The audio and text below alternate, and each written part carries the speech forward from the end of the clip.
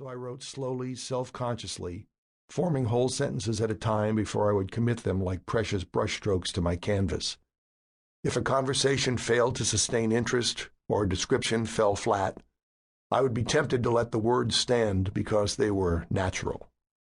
I thought they were more real, not realizing that real, in fiction, as in sculpture, is an artifice. When I finished my first draft, every instinct in me wanted to call the book finished for good. But then I asked myself, what if it could be better? Would revision lessen the book's power or purity? The answer, of course, though painful to admit, was no. The answer to that question is always no. The cliché is that there is no good writing, there is only good rewriting, and this is the book that taught me that. I labored and labored over the words of the second draft, removing what made me cringe, adding flashes of poetry or insight, and these changes made the book so much better.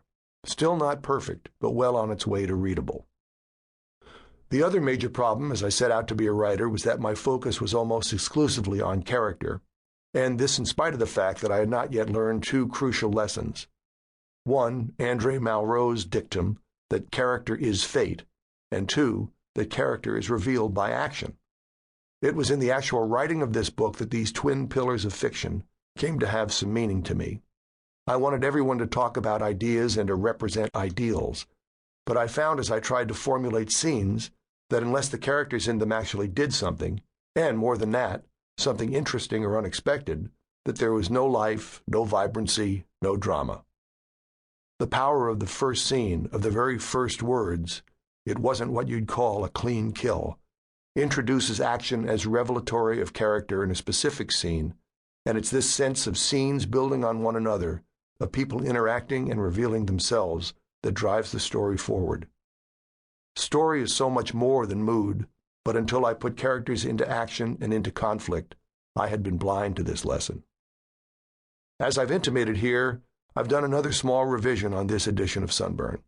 I've removed a few inconsistencies, added some motivation, deleted excessive and cringe-inducing verbiage. What's left is the best book I could write at the age of 30, and one that taught me much of what I've come to know about writing.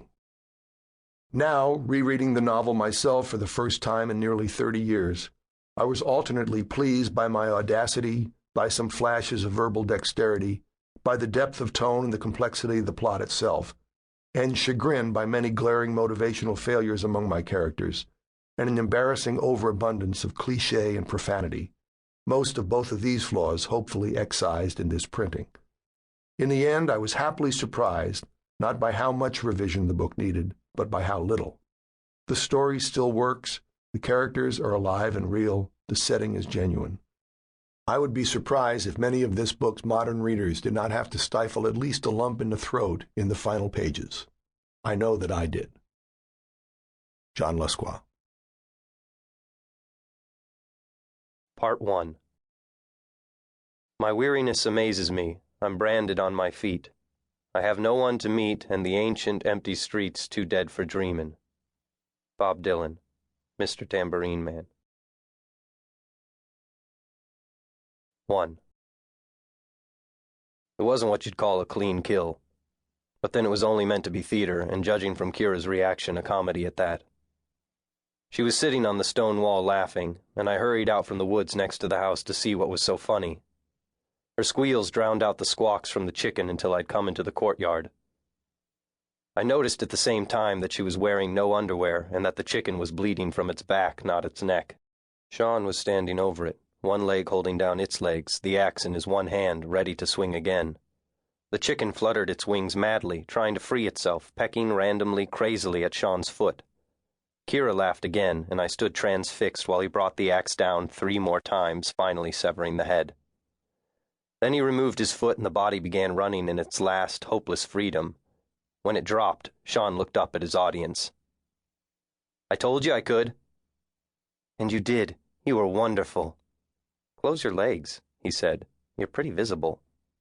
"You've got blood on your pants." She dropped from the fence. "Here's Douglas. Did you see him?" she asked me. "Wasn't he splendid?" I walked over and picked up the chicken by its legs. "I don't get it," I said. "It's dinner," said Sean, no longer triumphant. "I gathered that. But why didn't you let